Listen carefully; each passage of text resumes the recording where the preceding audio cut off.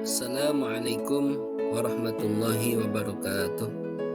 Perkenalkan, saya Nanang Yuliana dari SMA Negeri 1 Warung Kiara.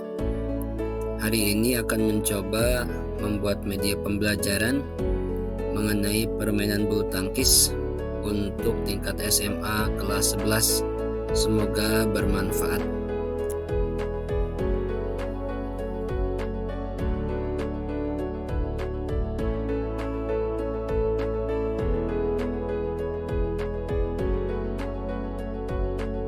Rekan-rekan sekalian, apakah tahu permainan bulu tangkis? Kita mengenal kembali ya. Permainan bulu tangkis ini merupakan permainan antara dua orang atau regu yang berlawanan yang dibatasi oleh sebuah net.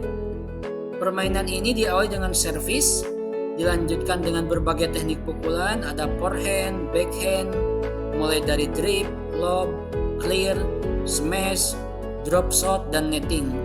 Tujuannya adalah untuk menjatuhkan kok di lapangan permainan lawan. Nah, di sini rekan-rekan ada keterampilan gerak cara posisi berdiri. Pertama, menempatkan diri pada arah datangnya bola. Ya, kok ini ya. Kemudian yang kedua, sesaat sebelum impact, dan yang ketiga adalah setelah impact diikuti gerak lanjut. Diharapkan nanti ketika adik-adik menggunakan teknik dasar yang benar, maka itu akan melahirkan permainan bulu tangkis yang menarik.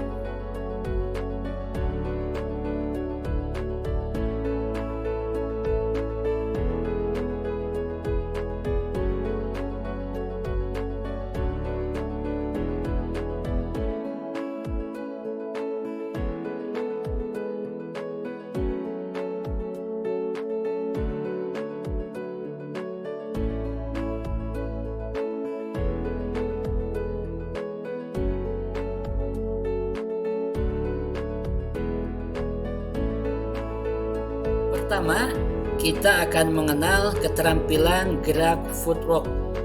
Jadi gerak ini ya, mengatur kaki merupakan faktor penting sebenarnya dalam mendukung keberhasilan teknik pukulan. Tanpa footwork yang bagus, seseorang tidak dapat melakukan pukulan dengan sempurna meskipun dalam teknik dasar pukulannya sudah mumpuni. Nah, di sini kaki ini berfungsi sebagai penyangga tubuh untuk menempatkan badan dalam posisi yang memungkinkan untuk melakukan gerak pukulan dengan baik dan benar tentunya ya. Nah, di sini ada langkah yang A ini langkah berurutan, kemudian yang B ada langkah bersilangan. Nah, di sampingnya ada seorang pemain ya dengan gerak kaki itu ke samping kanan yang A, yang B gerak ke samping kiri. Nah, sebenarnya ada 6 titik langkah penting dalam badminton ini yang perlu dikuasai oleh pemain. Yang pertama, pergerakan ke kiri muka. Di sini untuk melakukan underhand backhand net atau drop shot. Yang kedua, pergerakan ke kanan ya untuk melakukan pukulan underhand forehand net atau drop shot. Yang ketiga, pergerakan ke samping kiri untuk mengembalikan pukulan smash atau drape pada sisi backhand. Yang keempat, pergerakan ke samping kanan untuk mengembalikan pukulan smash atau drape pada sisi forehand.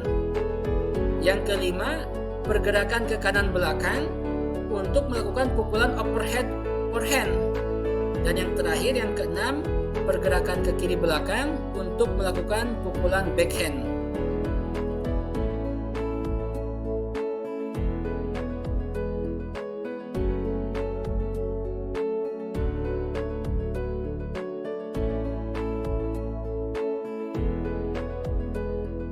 Lalu di sini ada keterampilan gerak pegangan raket.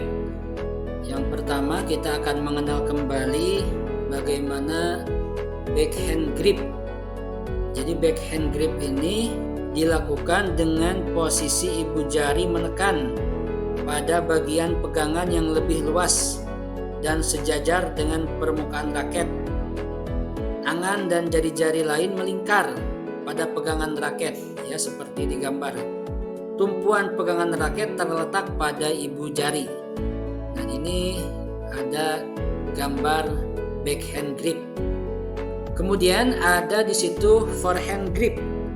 Ya, forehand grip ini atau cara memegang shake hand, ya kata lainnya, posisi tangan seperti sedang berjabat tangan, ya forehand grip ini. Lantai tegak lurus dengan raket, senar menghadap kedua sisi kanan dan kiri. Nah, rekan-rekan sekalian, di sini ada ilustrasi bagaimana gerak pukulan forehand dan backhand. Jadi pertama, rekan-rekan silakan untuk memperagakan gerak pukulan forehand tanpa net. Ya, jadi agar lebih leluasa. Kemudian yang kedua, supaya terbiasa itu gerak pukulan forehandnya menggunakan net. Lalu di sini kita akan coba mengamati bagaimana gerak pukulan backhand tanpa net, ya. Jadi dengan kolaborasi dengan rekan-rekan itu akan mempermudah kita melakukan gerakan backhand tanpa net yang dilakukan secara berulang-ulang. Seperti biasa, setelah itu gerak pukulan backhandnya menggunakan net supaya terbiasa dan mampu mengukur ketinggian bola, ya, supaya tidak menyangkut di net ketika memukul bola. Di sini kita memasuki kegiatan kolaboratif di mana satu kelompok itu akan melakukan gerakan pukulan forehand, kemudian diterima dengan kelompok B dengan pukulan backhand tanpa net dulu, ya. Sebaliknya, ketika A melakukan pukulan forehand, maka teman yang satu lagi akan melakukan pukulan backhand. Jadi dengan kegiatan kolaboratif ini akan terus melatih peserta didik untuk menguasai pukulan forehand dan backhand. Adapun sesi selanjutnya menggunakan net, ya. Jadi kelompok A itu gerak pukulannya menggunakan forehand, kemudian kelompok B-nya menerimanya dengan pukulan backhand dengan melewati net. Nah, di sini ada keterampilan gerak memukul servis, ya, ada contohnya. Jadi servis itu merupakan pukulan dengan raket yang mengarahkan kok ke bidang lawan secara menyilang atau diagonal. Di situ ada bagaimana servis forehand dan servis backhand. Untuk memperkuat servis ini, di sini kita dihadapkan pada gerak servis panjang dan pendek forehand tanpa net. Nah, di momen ini kita belajar bagaimana seorang peserta didik melakukan gerak servis panjang. Pada sesi kedua, untuk melatih pemain badminton, ini diarahkan pada gerak servis panjang dan pendek forehand tanpa net terlebih dahulu, kemudian dilanjutkan dengan menggunakan net. Nah, di sini di momen ini peserta didik itu belajar bagaimana caranya melakukan gerak servis pendek. Keterampilan gerak memukul bola atas dan bawah. Pertama, kita akan mengenal bagaimana pukulan lob atau clear. Jadi pukulan lob ini merupakan suatu pukulan dalam permainan bulu tangkis yang dilakukan dengan tujuan untuk melambungkan kok setinggi mungkin. Ada dua pukulan lob. Yang pertama ada overhead lob dan yang kedua ada underhand lob. Overhead lob adalah pukulan lob yang dilakukan dari atas kepala dengan cara memukul kok melambung ke daerah permainan lawan bagian belakang. Sedangkan forehand lob adalah pukulan lob yang dilakukan dari bawah dan dilambungkan tinggi ke daerah permainan lawan bagian belakang. Kemudian yang kedua ada namanya pukulan drop shot. Jadi drop shot ini merupakan pukulan yang dilakukan dengan cara mengarahkan kok ke daerah lawan dengan menjatuhkan kok sedekat mungkin dengan net. Tahap persiapannya seperti akan melakukan pukulan lob atau smash, tetapi pukulan yang dilakukannya berupa gerak tipu dengan tenaga halus dan kok dijatuhkan sedekat mungkin dengan net di daerah permainan lawan, sehingga mampu mengecoh lawan yang mengira kok akan mengarah ke belakang, ternyata jatuh dekat dengan net. Lalu ada pukulan smash. Pukulan smash ini merupakan suatu gerakan ayunan tangan yang cepat, mendadak, dan menghasilkan pukulan yang keras serta menukik. Tujuannya adalah untuk menyulitkan lawan dalam mengembalikan kok sehingga jatuh di lapangan permainan lawan, dan keuntungannya bisa menghasilkan skor.